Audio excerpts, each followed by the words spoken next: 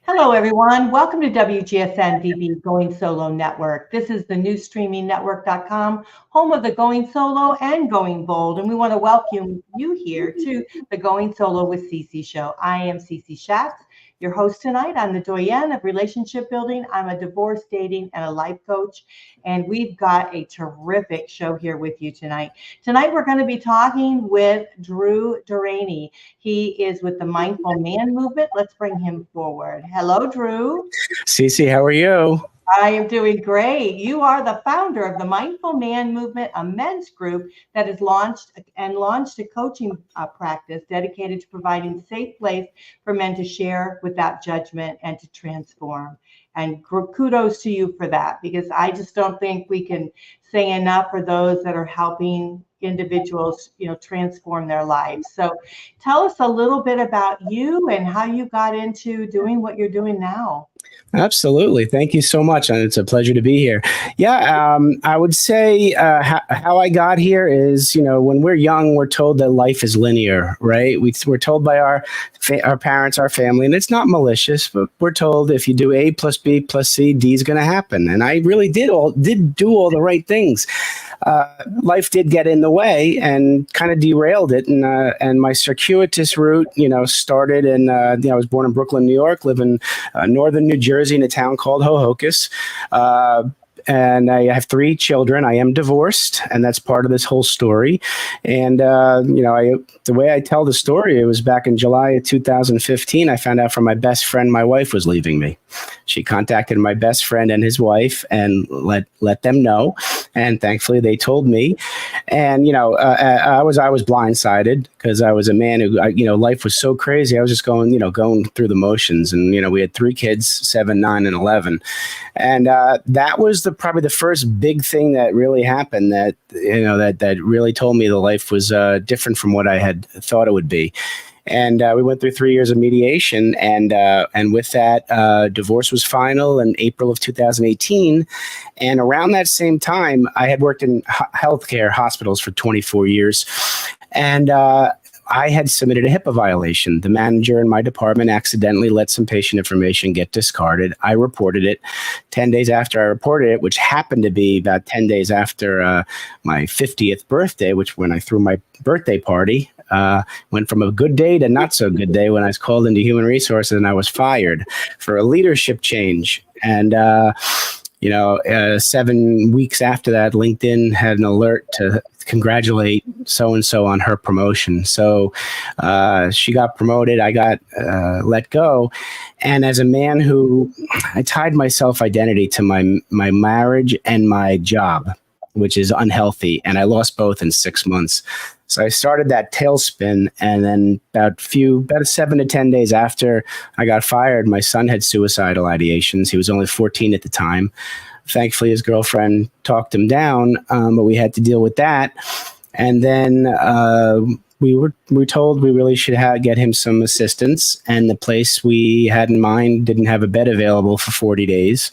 So I was with my son for 40 days straight without sleep and making sure he was safe. And then when we got up there, he pointed to my parents because they came up too with us and said, I hope nothing happens to them. And I reassured him nothing's going to happen. Take care of your health. And Christmas Eve, 2018, my father unexpectedly got sick and passed away 3 weeks later in intensive care. So you can imagine all the emotions, everything that went on then. And I was kind of done living on the earth. I had promised to myself, though, to be the best father I could be. And what lesson would I be teaching them if I gave up? And it was not going to be a pretty lesson. So I vowed, really, instead of looking within myself to ask if I should live, because I knew my brain, my heart, and my gut would have said no, I looked outside myself into the eyes of my children and my mother.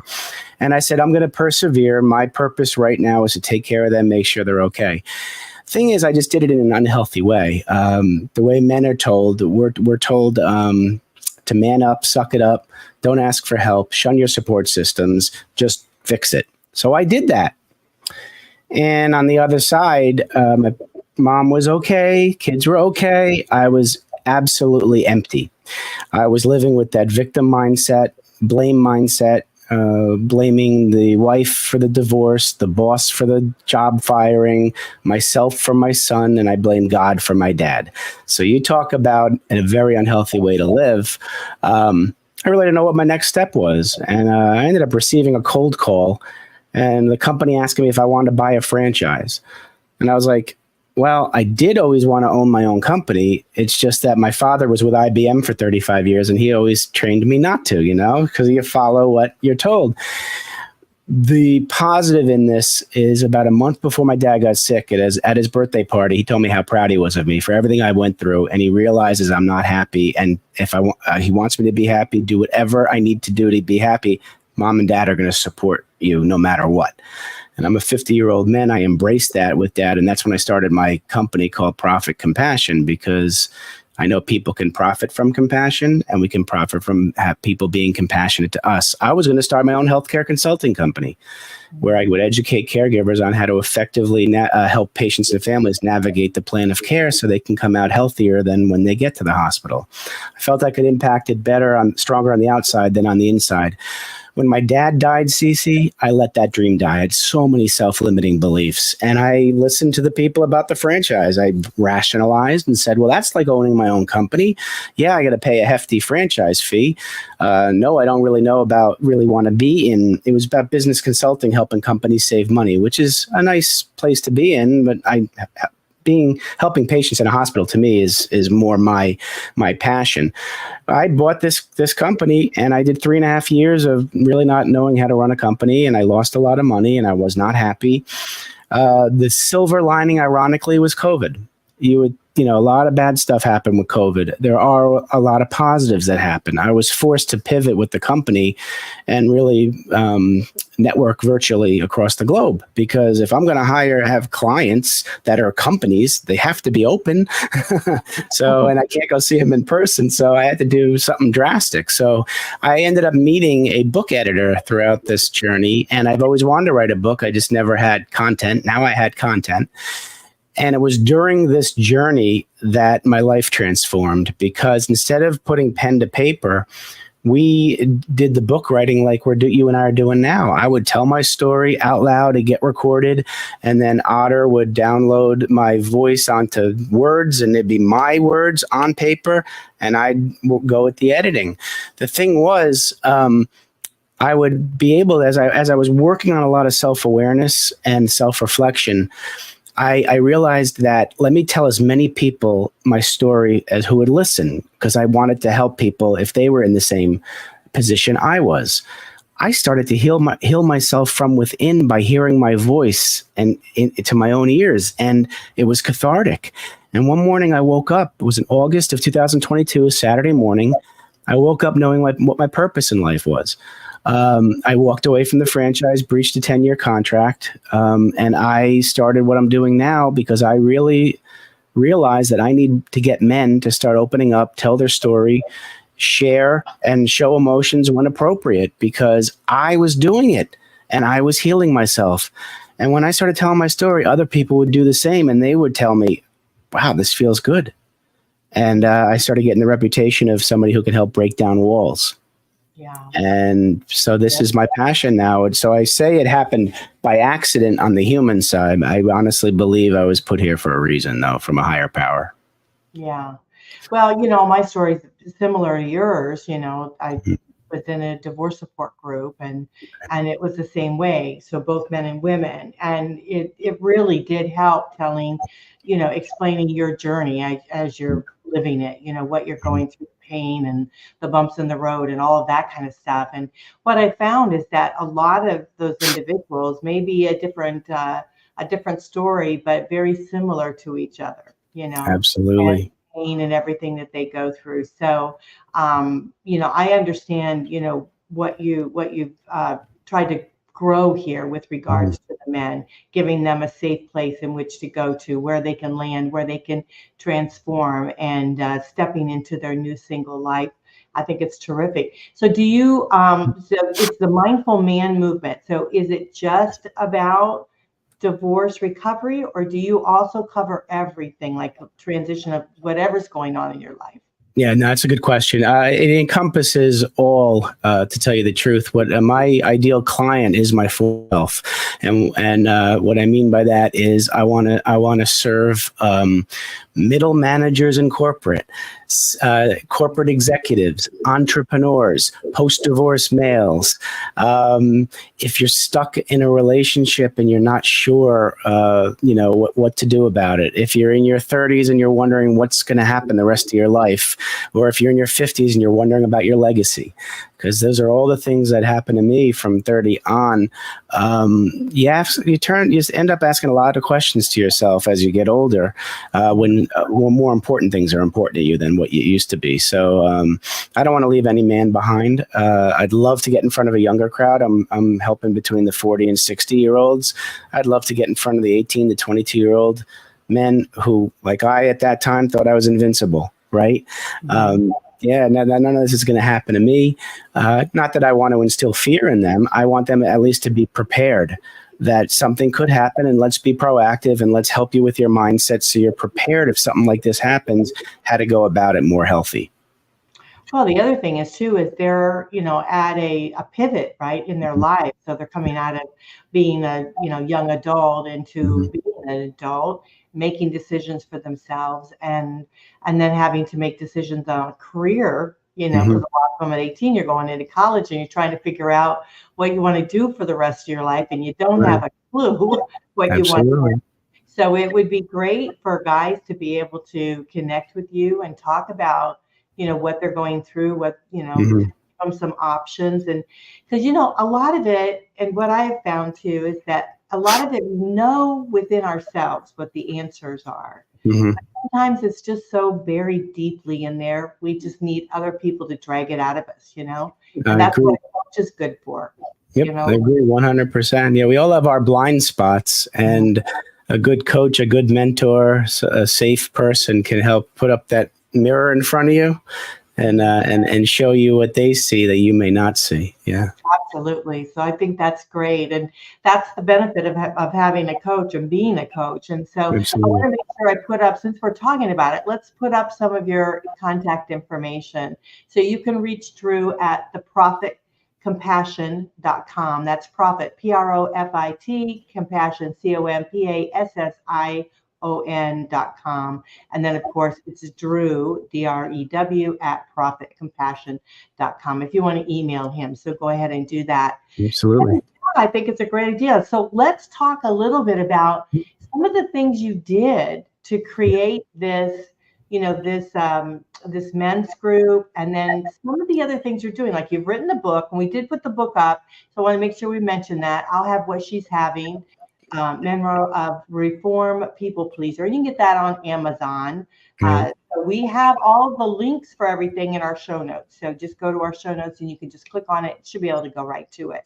But then you also have a podcast that you do. So when did you start doing that? Yeah, well, that's the interesting piece, because that was one of the first things I did. In October of 2022, I started that, and it was about the same time I started my first men's group, and I didn't know what I was doing. I had 8 men I trusted, who I had worked with, or got to know once the pandemic happened. And I asked them to be my tribe members to help me build this thing. The thing is, I didn't know what I was doing. And I realized afterwards that I was doing it to help myself heal, be surrounded by men who could help. And they really did help me. It was at that time that I created the podcast, From Caving Into Crushing It. And it was interesting because the format was, we'd be at the men's group meeting with those 8 guys and then 4 or 5 people who were paying members. And I would have guest speakers come in, like the 8 tribesmen, one at a time, and I'd record it. And that would be the episode of the podcast. So that's how it started. And at a point, I decided to pause the men's group because I really wasn't sure where I was going with it. I didn't have that focus, that purpose for it. But I kept the podcast going. It's still going now. We just recorded episode 90 today. And I'd love to have you on, Cece. So you'll be getting an invitation. Absolutely. So I was trying to spread the message any vehicle possible. The vehicle being the book is one, and public speaking is another, and the podcast is a third. And I do coaching, right now one-on-one coaching, and the men's group. So any way I can spread the message, help one man at a time or a group at a time, it's very beneficial. That is terrific. I mean, I know that we had a lot of men in. I remember I went to one meeting. I will tell you, I went to one of our meetings and all men showed up. None of the ladies showed up, and I was like surrounded by like 15 guys, and it's like, well, okay. Wow. We all sat around and talked, and we had a great night. We had dinner together, and it was a great night to hear the guys talk and listen to them banter back and forth, helping each other, because our thing is like pay it forward, so we all help each other. That's and great. It opened my eyes then that it's missing. Men are really out there, and so believe it or not, Drew, we have more men listeners than women on our podcast here. So and on the show, so they listen quietly, because I think a lot of times men don't want, I don't know if it's want, if I want to use that word want, but they don't come out, right? And they just kind of listen, and they're not sure on how to heal, how to do things. So coming from a guy yourself, let's talk about that, because men are so different. Women will talk about everything under the sun, right?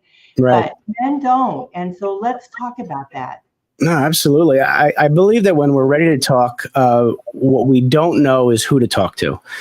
We will tend to pick the wrong people. You want to talk to people who are going to pick you up, not put you down. So you really need to look for no judgment, no assumptions, and no unsolicited advice. So if you go to your families like to give unsolicited advice, and they're not the experts. You're not going to go to your significant other if that's who is part of the issue. You don't want to go to your friends, because these are your buddies who you go to the bar and you talk. So you're wondering, who do I go to? A lot of men don't want to go to therapy. It may be necessary to go. Again, finding the right therapist who you click with is also a challenge. So ideally, if you're growing up and you have a male mentor who's a little older than you, who's gone through the fire, you can go to. But most men don't have that intimate type of relationship. So the next best thing really is a coach or a mentor who's unbiased, who's gone through it himself. And the mentor piece, I think, is different from a coach. Mentors are people who've gone through that same exact fire and can walk alongside you on that journey with an empathic voice, and they will celebrate your wins. So I consider myself more of a mentor than I do a coach. Is that when I say mentor, people are like, what's that? So I'll use the word coach. I agree. I say the same thing a lot of times too, because it's exactly what it is, that people do look at you because of the journey you've taken. So they absolutely walk the walk. Yeah, absolutely. So tell us a little bit about like what people have to do in order to join your group. So how do they is it a paying membership, or how to, and then when they join, what happens? Absolutely. Yeah. I did. It's a private membership association, and people who have supported me in the past at my other events, I do charge them $50 a month. That price will go up July 1 to $100 a month. New supporters are $80 a month until July 1. Then it's going up to $100 a month. What does that mean? To me, the money is secondary.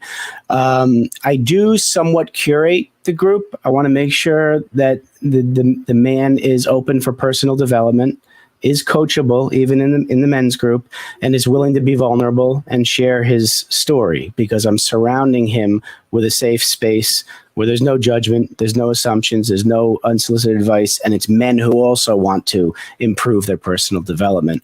The way we do it is I do it weekly. It's a virtual meeting on Zoom weekly, and instead of just doing it once a week, I do it 3 times a week.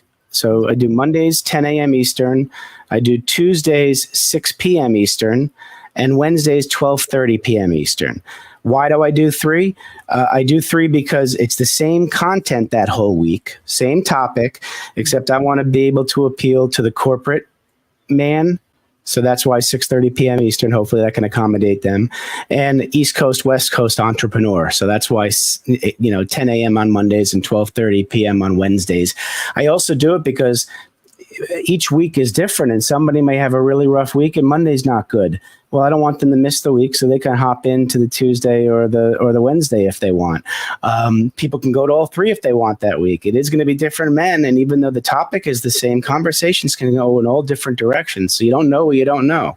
So I don't want to lose anybody in the whole shuffle. So I want to make it financially reasonable, and I want to give them choices of the days and the times, and I'll bring my A game to all 3. And if they want to go deeper, I do the one-on-one coaching.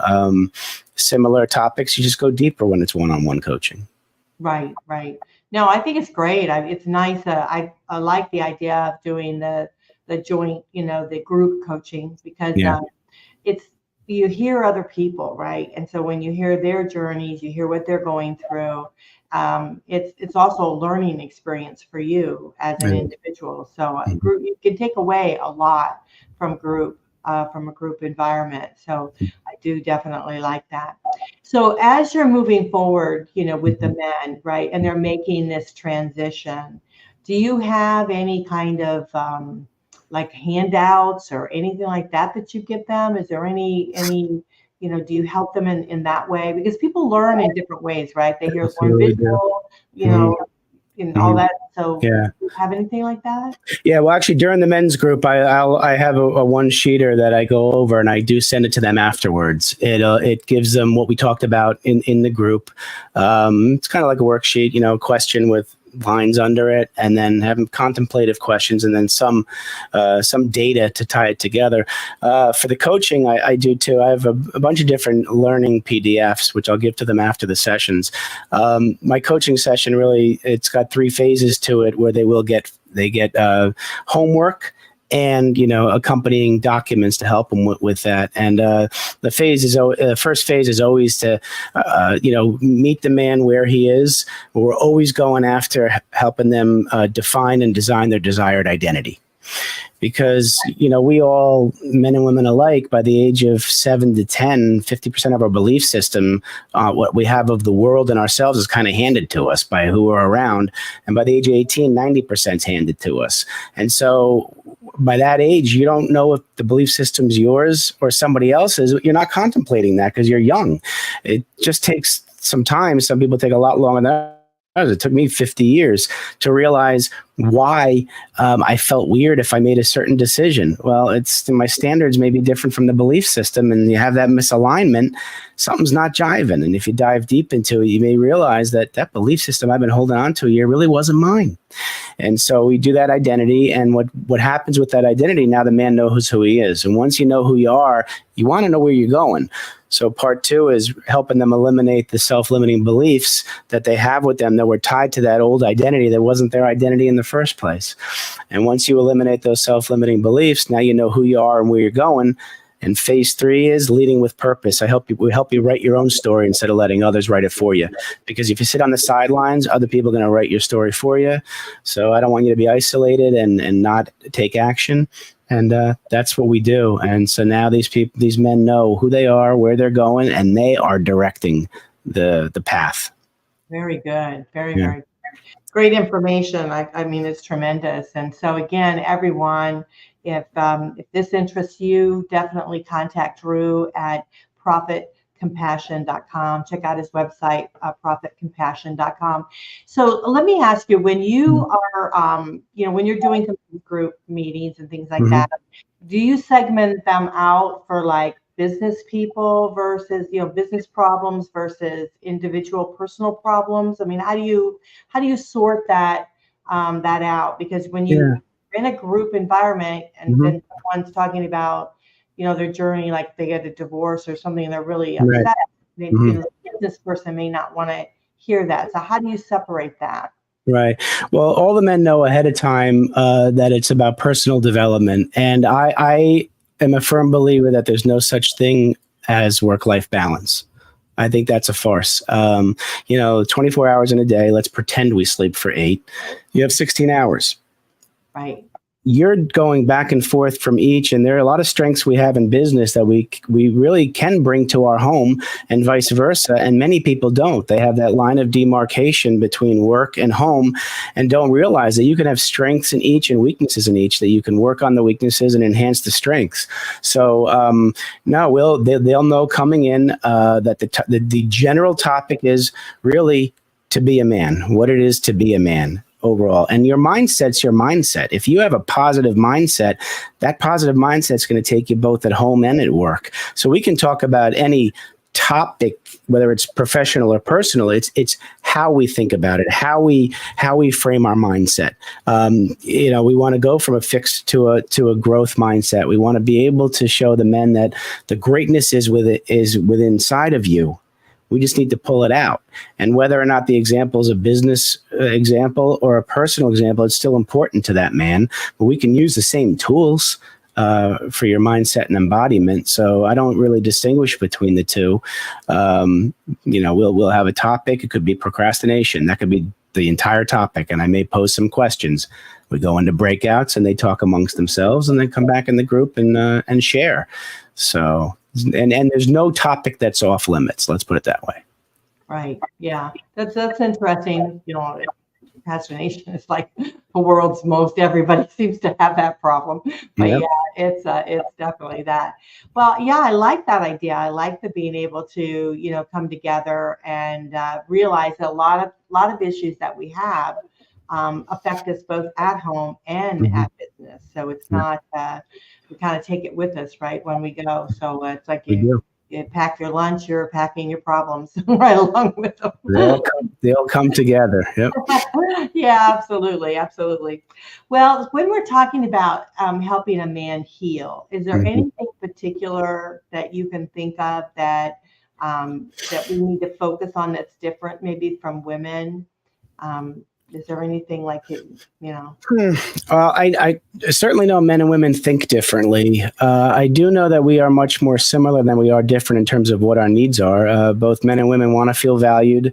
They want to have specific responsibilities that are clear.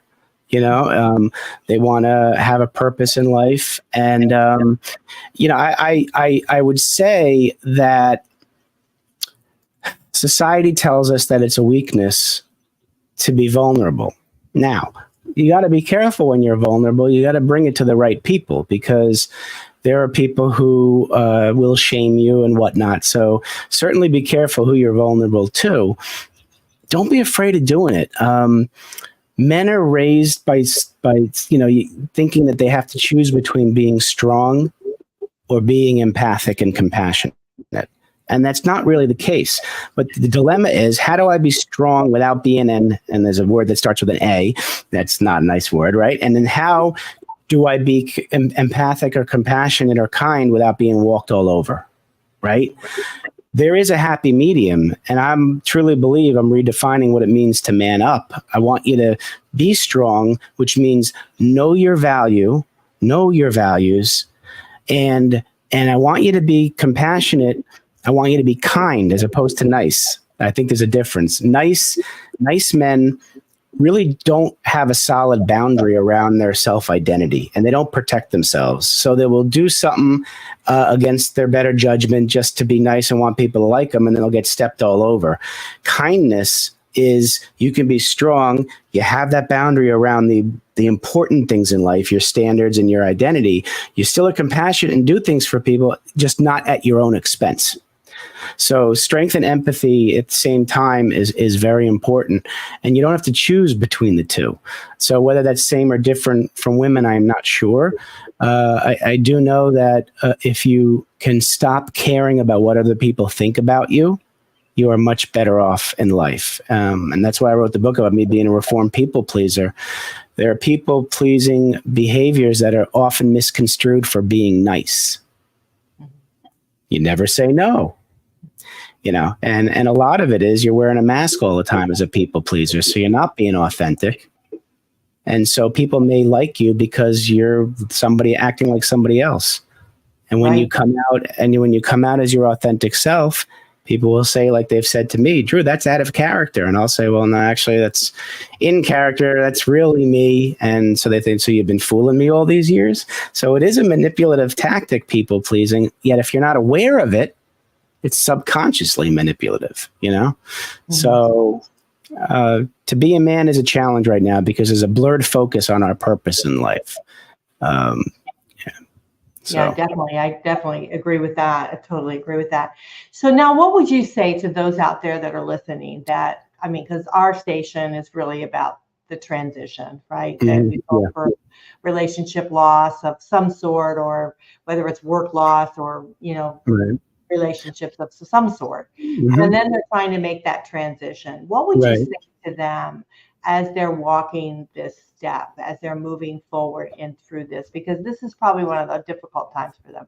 Number one, I guess you would say you need to get a hold of you. I would love that. But honestly, the first step is to surround yourself with people you trust. The first thing we seem to do is we shun our support systems. Now, you want to embrace those people who have always been with you, right? You often will find out people's true colors when you're going through hell. Right. They're either going to run away or they're going to stick with you. Those who've stuck with you through good times and bad times, come to them for help because they want it. They want to be there for you. They can't read your mind. Right. So I would confide in 2 or 3 people you truly trust and just share. I'm telling you, the more you can share with people who are trustworthy, hearing your story with your own ears, it does help. Because if you keep inside your head with all those demons telling you how awful you are, your brain's a tape recorder. So my first thing would be, as difficult and challenging as it is, there are some words you'll want to eliminate from your vocabulary, from your thinking and your words. And I have 11 words that I have eliminated from my vocabulary, which have helped my brain, when it's in its conscious brain activity, kind of absorb that. And so when my brain's in my subconscious brain activity, my subconscious has more positive habits. And that does wonders for you because we have about 70,000 thoughts a day. And we recall, maybe 0.1% of those, I think the number is, like 1,400 thoughts.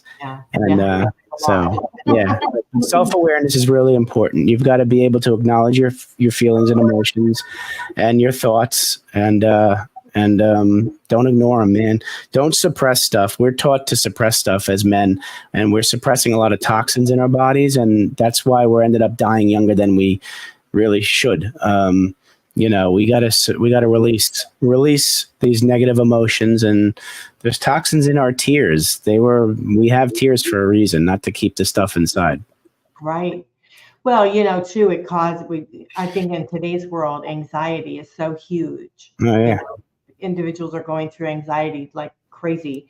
And I think a lot of it is because they're holding back a lot of the problems that they have and think they don't know what to do and how to deal with a lot of things and how to share it. And so, so I agree with that. I do believe that when you release it.